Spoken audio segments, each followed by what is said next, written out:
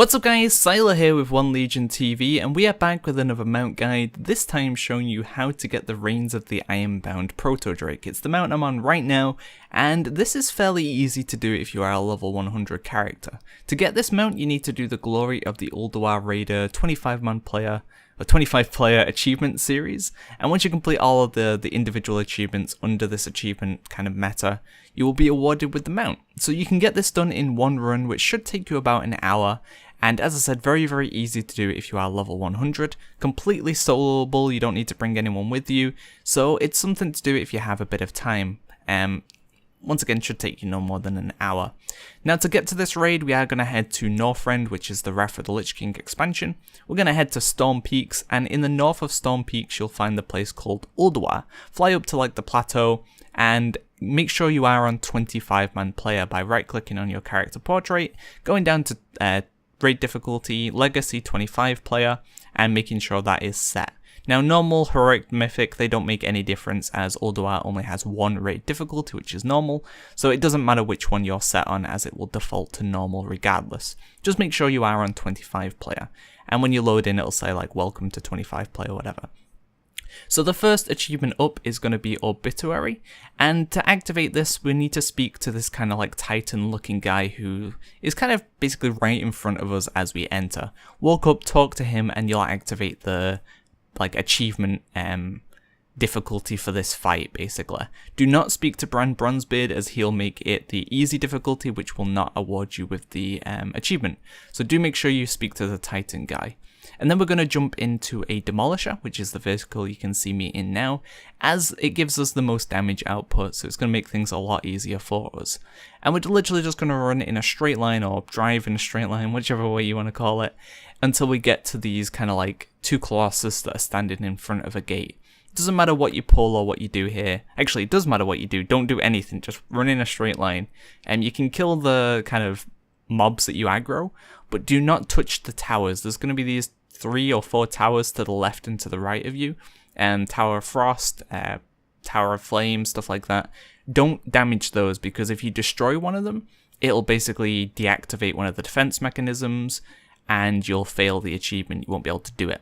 So get to the end of here. If you look up to the left and to the right, you'll notice these kind of like crystals, and as long as they're all like glowing a certain color and they're kind of sparkler, then you'll be it means they're active. It means you'll be eligible for the achievement. As you can see, the blue one there and the yellow one there, and they're sparkly, they're active, so it does mean we're going to be good for the achievement. So I just wait here for a moment. I let any of the mobs that I've pulled get to me. I kill them off just so they're not in the way. And then before I kill the last colossus in front of the gate, I switch into the passenger seat and I shoot down some of the pyrite. Now, you only really need to do this if you have low gear, as having extra pyrite will mean you get to do some extra damage to the boss, but most players won't really need to do that. So once you've shot down some pyrite, if you need it, jump back into the driver's seat, kill the last colossus, and wait for Flame Leviathan to spawn. And what we're going to do is, once again, if you have less gear, hit the number 2 button, hit number 1 button like 2 to 3 times, and then hit number 2 button again. And that'll give you a bit of damage in between each pyrite stack. Each pyrite stack you get makes you do more damage, so it means you're basically min-maxing the pyrite stacks. But if you have good damage or good gear, you can literally just press the number 2 key over and over again, get up max stacks of pyrite, and then just press number 1 until the pyrite runs off. And if you do need more pyrite, you can switch into the passenger seat and grab it using the hook. But generally that was more for like a level 90 player. A level 100 shouldn't need to do that. And once you kill him, that is the first achievement done. Next up we have the second achievement, which is a little bit of a pain. So this is Iron Dwarf Medium Rare. Defeat 25 Dark Ruin Guardian Dwarves with Razorscale's Flame Breath in 25 man. So we're going to take off all of our gear here, and the reason we do this is because if you have gear on as a level 100, you're probably going to instantly kill the Rune Guardians. And we don't want that. We want to take them as low as possible to like sub 10% HP, and then leave them alive until we get Razorscale down. So I would recommend taking off all your gear, as it's going to make things a lot easier for you. And And even with all my gear off, sometimes I accidentally kill them by critting or something like that. So if you do have gear on, you're probably going to kill them a lot more often. Now, anything that isn't a guardian, these wardens or the sentinels, kill them off. We don't need them at all. So kill them and they can die or whatever. Now, you do need to make sure you're protecting the harpoon team that's like fixing the harpoons. If they die, you pretty much fail and you'll have to restart. Now, the nice thing, well, I say nice, the benefit of this achievement is it doesn't need to be done at once. So you could get 7 done, 1 turn, die, come back in, do another 7, and they'll add up, and eventually when you've done 25, you'll get the achievement. You don't need to kill the boss, and you just need to make sure the 25 guardians die at some point. Whether it's 10 attempts, 20 attempts, it doesn't matter. You could get 1 at every attempt and do it 25 times, like, that's fine. So once we've got a few of these guardians and we've got them low, all 4 harpoons have been fixed. We're going to click all the harpoons, it'll bring down the boss, and then we're literally just going to stand in front of the boss until it does the breath. And then hopefully if they're low enough, it'll kill them. If not, you're literally just going to have to wait it out again, wait for the harpoon team to fix the harpoons once more, try not to kill any of the guardians, and then eventually you'll be able to bring it down again. It is going to take you a while. I'm not going to do all 25 in this just because I've already done it and it's long as hell. And to be honest, this is probably one of my most hated achievements in the game. I absolutely hated doing this when I've done it in the past, so it's not very fun, but if you want the mount, you'll need to do it. And to be honest, it probably gets worse now that I'm level 100 just because you kill them way too often by accident.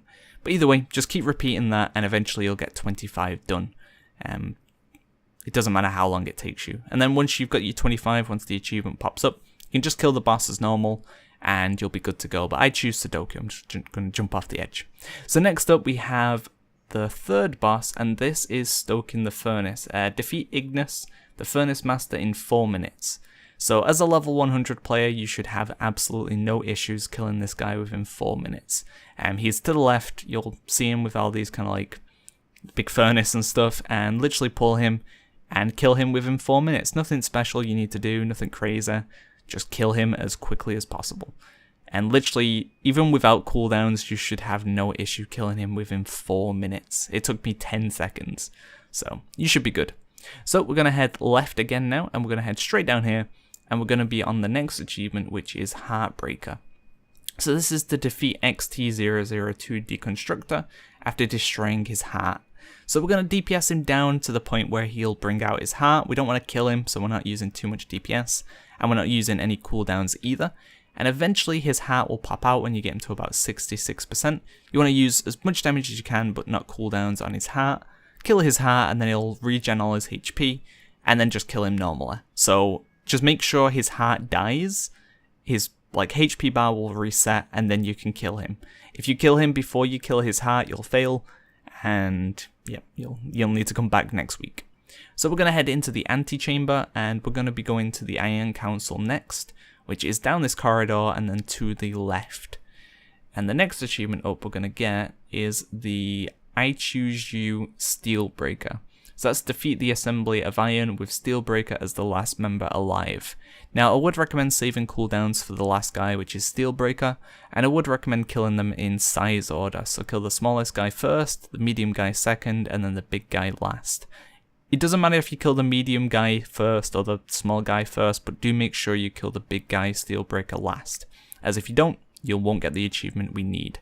Now I say save cooldowns for the big guy just because if he's alive too long, he'll do something called Fusion Punch, and Fusion Punch will kill you eventually. Even if you've killed the boss and you're away, the Fusion Punch debuff will tick off and you'll die. So I would recommend saving cooldowns just to get rid of the annoyance of dying and having to run back. So this achievement next is one that most people fail. It's probably the harder in here, and it's hard just because of the way the achievement works. Basically it's disarmed, and you need to destroy both of Kologarn's arms and then Kologarn himself within 12 seconds. So we're going to DPS Kologarn's body to about 40%. Anything below 35% you're going to be in a bit of trouble. We're going to aim to about 40, and then once we hit 40, we're going to hit both of the arms. They should die pretty quick. They'll take him down to about 8%, 5% HP, and then you just kill his body. So you have 12 seconds to kill both of his arms and his body. Should be plenty of time as long as you don't mess up.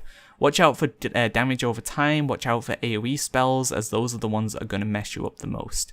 So I remove my damage over time, I don't do any AoE, I just focus single target on the body, get it to 40, kill the 2 arms, and then kill the body.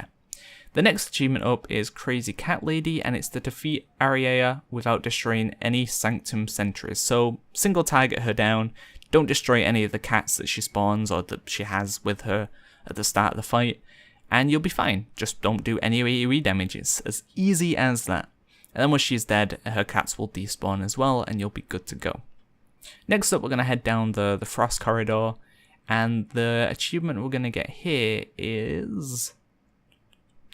I always forget this one. Oh, I could say that this cache was rare. So it's to defeat Hodir before he shatters his rare cache. Once again, a timed one, so you literally just need to kill him before the time period. And I think it was like 4 minutes again. We'll soon find out. 3 minutes. You have 3 minutes to do this achievement, so 3 minutes to kill the boss. If you need any additional help, you could free the guys who are kind of locked in ice, and they'll give you like DPS buffs and stuff like that. But once again, as a level 100 player, you should not need more than like 20 seconds to kill this guy. Takes me like 10 seconds with cooldowns, so 3 minutes should be plenty of time. And then there will be 2 chests for you to loot if you want the loot to transmog or sell, so do make sure you loot both of them. Once we've done that, we can walk out and we've done another achievement. So next we're going to head into like this Thunder Hall, and the achievement here is going to be Lose Your Illusion. It's to defeat Thorim while Sif is present in 25 player. So this is a little bit timed as well. You need to get through the gauntlet before Sif disappears. You should have plenty of time to do it though. Just kill all of these mobs in the arena, and then once they're dead, we're going to walk over to the gate. We're going to click the lever, and then once we click the lever, the fight will begin. I'm going to run down as quickly as possible, kill everything in the way, and you basically just need to get to basically the end of the gauntlet before Sif disappears, which you'll have plenty of time to do. So kill those, stick to the right hand side, because if you run through the center you will get stunned. And then you'll know that you've done it if Sif is still there, she's still stood there. Hit Thorim, jump down, and then eventually Thorim will follow you down as well. You can tell that you've kind of activated it because he'll start talking. So do make sure you hit him with a damaging spell, jump down, and if Sif is still there joining in with the fight, then you've done the achievement. Kill him, well, make him to the point where he doesn't want to fight anymore, and that's another achievement done. So most of these are very, very simple. Like it's hard to mess up a vast majority of them. Once like the disarmed one is probably the one that people will fail the most, just because it's a bit finicky. Like RNG can mess you up if you crit or really loud motorbike. So next up, we have the knock knock knock on the wood. So you'll notice around this room there's these kind of like large elders. Don't kill them, don't touch them, just run straight to Freya and pull her. Now you might, I'd recommend popping every cooldown you've got, but you might not have enough damage to get her down. If that's the case, then you'll need to go through her mechanics, which is basically to kill these packs of mobs that she spawns. She's got this like AoE pack, that's like a load of little flowers. She's got these 3 mobs that need to die at the same time, and then she's got this big tree that will silence you. She'll also spawn these like life trees that if you don't kill them, they'll heal her. And just keep going through that, and eventually she'll get to the point where you can kill her. And we're going to use the teleporter, and we're going to go to the Spark of Imagination. We're going to run right to the back of the room, and we're going to click the big red button.